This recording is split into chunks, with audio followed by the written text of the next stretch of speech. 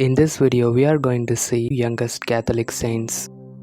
Saint Jose Sanchez del Rio. Saint Jose Sanchez del Rio was born in Mexico. Jose del Rio grew up with a strong faith and a particularly strong devotion to Our Lady of Guadalupe. When he was young, the Cristero Wars began throughout his country, and the government was trying to demolish the Catholic influence on Mexico. It persecuted the Catholic Church by closing religious schools and convents and executing Catholic priests. In defense of the Catholic Church, the peasants of many central and western states in Mexico rebelled against the government. Even though Saint Jose was too young to join the rebellion, he wanted to stand up for his faith. He was eventually allowed to join the effort as a flag bearer. During a battle, Jose was captured and was asked to deny his faith.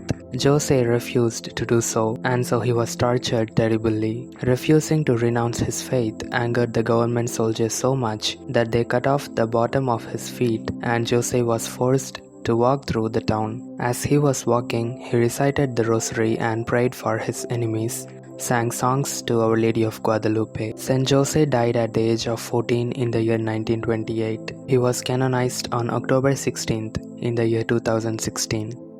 Saint Dominic.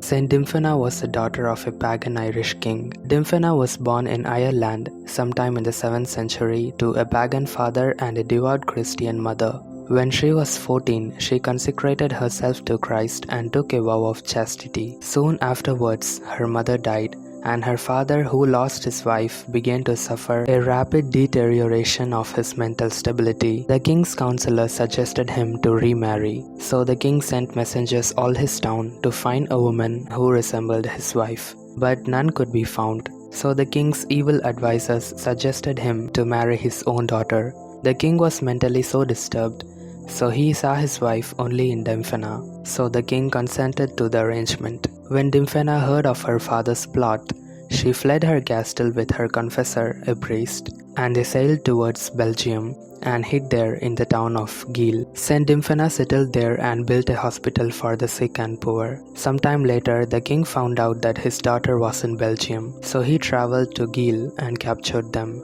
He ordered the priest's head to be separated from his body, and he drew his sword and struck Dominic's head from her shoulders and left there. Saint Dominic was only 15 years old when she died, and Saint Dominic was canonized in the year 1247.